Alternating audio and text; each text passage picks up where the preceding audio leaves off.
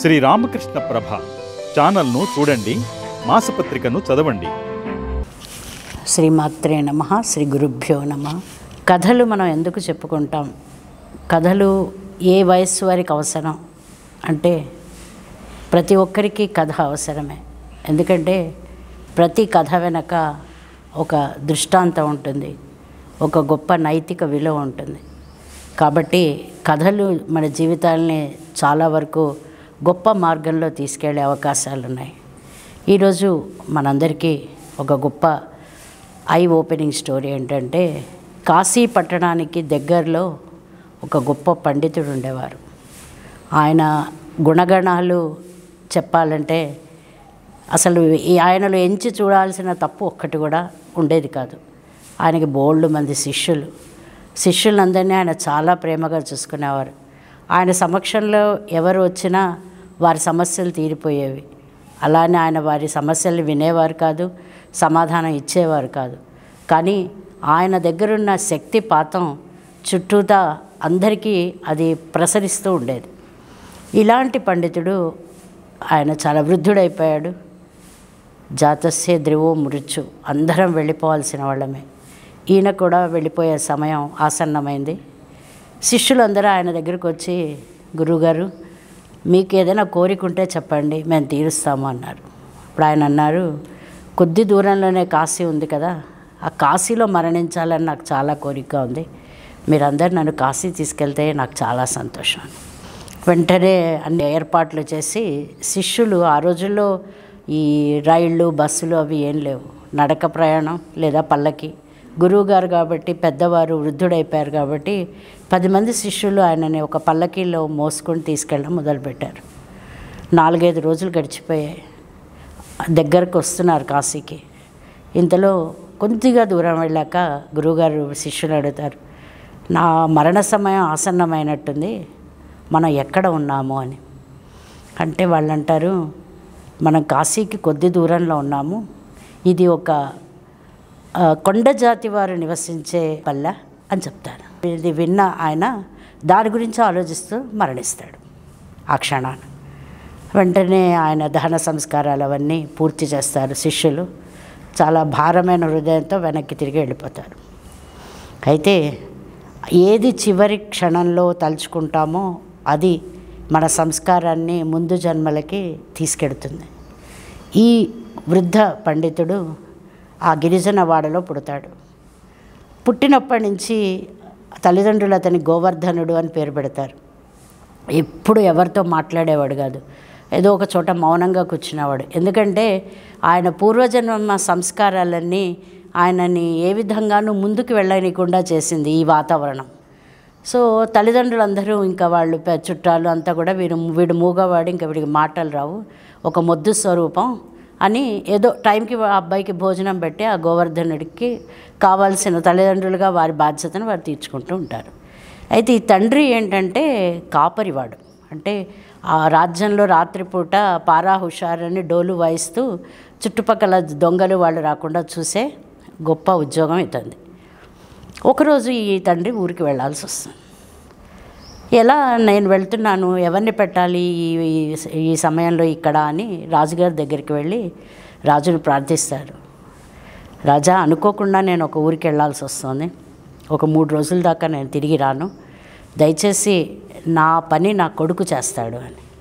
అప్పుడు రాజు అంటాడు, అదేంటి వాడికి మాటలు రావు, మూగజీవి, అసలు ఒక్క మాట కూడా ఇవాళ వరకు మాట్లాడలేదు, అతను రాజ్యాన్ని ఎలా కాపాడగలుగుతాడు రాత్రిపూట దొంగలు అవి రాకుండా? అంటే లేదు, నేను అతనికి తర్ఫీదునిస్తాను, డోలు ఎలా వాయించాలో నేను నేర్పిస్తాను, గంటకి ఒక్కొక్క జాముకి డోలు వాయిస్తూ ఉంటాడు అని.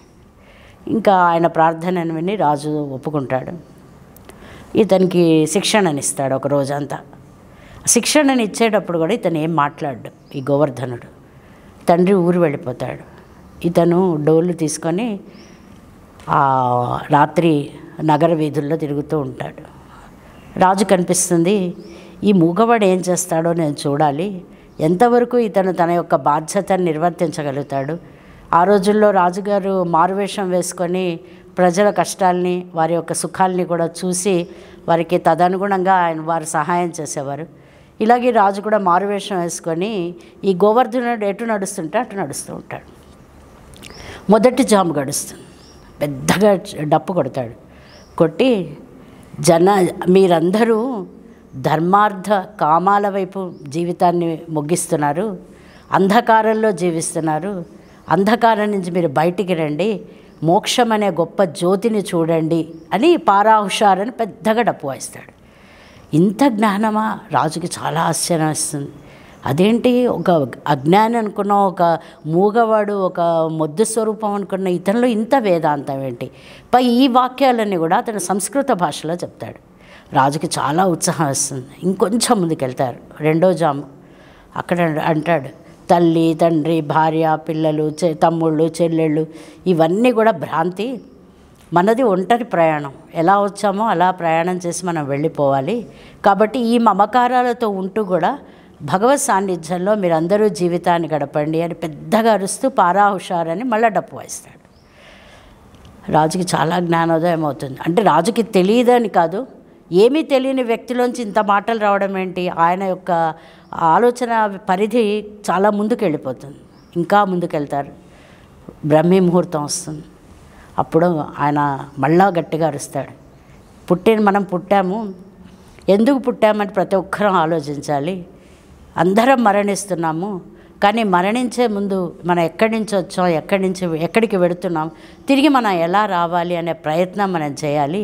ఇవన్నీ ఈ ప్రయత్నాలు ఏం చేయకుండా ప్రాపంచిక మోహంలో మీరు జీవితాల్ని గడపకండి, పారాహుషారని మళ్ళా డోలు వాయిస్తాడు.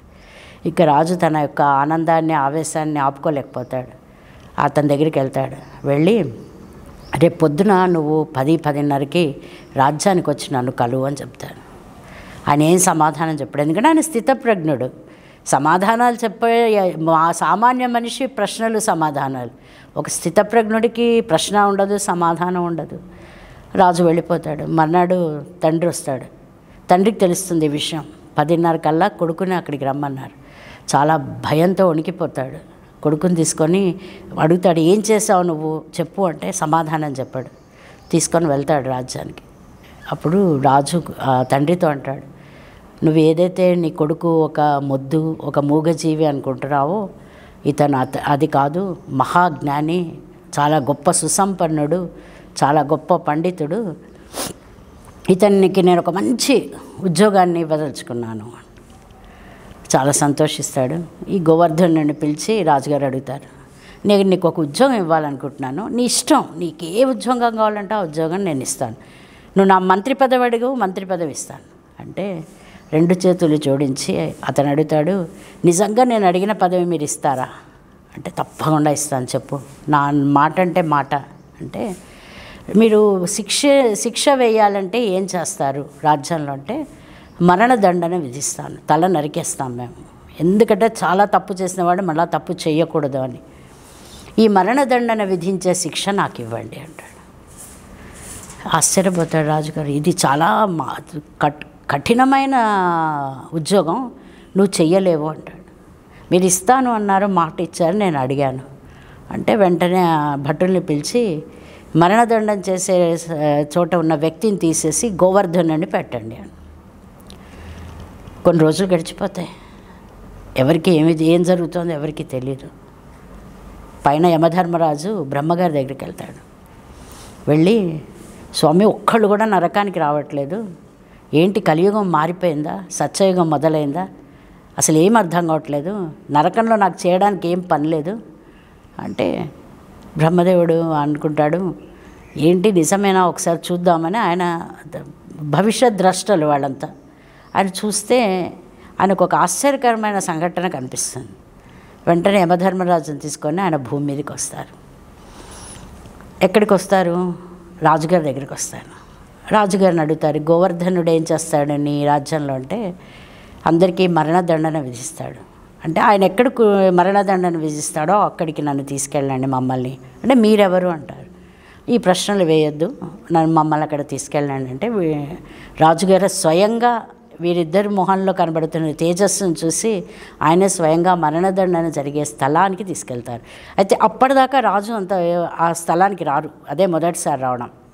అక్కడ ఏమవుతుందంటే మరణదండన విధించే స్థలానికి ఎదుర్కొండా పెద్ద విష్ణుమూర్తి శివుడి విగ్రహాలు పెట్టి ధూపదీపాలతో వారికి పూజలు చేస్తూ మరణదండన ఎవరికైతే విధిస్తున్నారో వాళ్ళని ఒక భక్తి మార్గంలో పెట్టి జీవితంలో బ్రతకడం అంటే ఎంత ముఖ్యమైనది, భగవత్ సాన్నిధ్యంలో మనం ఎలా బ్రతకాలి అని ఒక విధమైన తన్మయత్వానికి ఆ శిక్షితుల్ని అవి గోవర్ధనుడు ఒక ఉత్తేజకరమైన భాషణ చేసి వారు ఆ ఉన్మత్త స్థితిలో ఉండగా తల నరికేయడం అనేది జరుగుతుంది. ఈ తల నరికేయబడ్డ వాళ్ళందరూ కూడా చివరి క్షణంలో భగవంతుడిని ఆరాధిస్తూ తన్మయత్వంతో మరణించడం వల్ల అందరూ కూడా వైకుంఠానికి వెళ్ళిపోతారు, స్వర్గధామాన్ని చేరుకుంటారు, గొప్ప సంస్కారమైన మరో జన్మని వారు పొందుతూ ఉంటారు. ఇది చూసి బ్రహ్మకి చాలా ఆశ్చర్యం, ఆనందం కలిగి ఇంకా ఈ కథని మనం ఇక్కడితో ఆపేద్దాము. ఎందుకంటే ఈ కథలో అంతరార్థం ఏంటి అంటే, ఒక తప్పు పండితుడు చేశాడు, ఆ తప్పు తిరిగి ఎవరూ చేయకూడదు.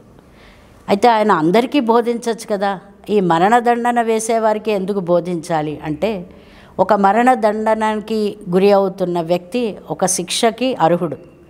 ఆ శిక్ష అతన్ని వెంటాడుతుంది, మరో జన్మలో కూడా అతన్ని అలాగే తిరిగి తీసుకొస్తుంది.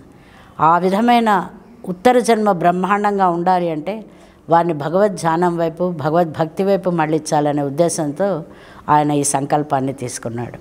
అయితే ఈ కథలో మరణదండన మన అందరం అనుకుందాం, తప్పేం లేదు. మనం అందరం కూడా ఏవో తప్పులు చేస్తున్నాం, ఏదో ఒక క్షణంలో భగవంతుడి దగ్గరికి మనం వెళ్ళిపోవాల్సిన వాళ్ళమే. ఆ వెళ్ళిపోయే సమయం ఎప్పుడో 90 ఏళ్ల తర్వాత మనం మార్పు కాదు, మనలో ఈరోజే మార్పు తెచ్చుకుందాం, ఆధ్యాత్మికంగా ఎదుగుదాం, ఆనందంగా మన యొక్క ఉత్తర జన్మ డిపాజిట్స్ని బ్యాంక్లో పుణ్యం రూపేణ ఖాతాలో వేసుకుందాం. శ్రీమాత్రే నమః.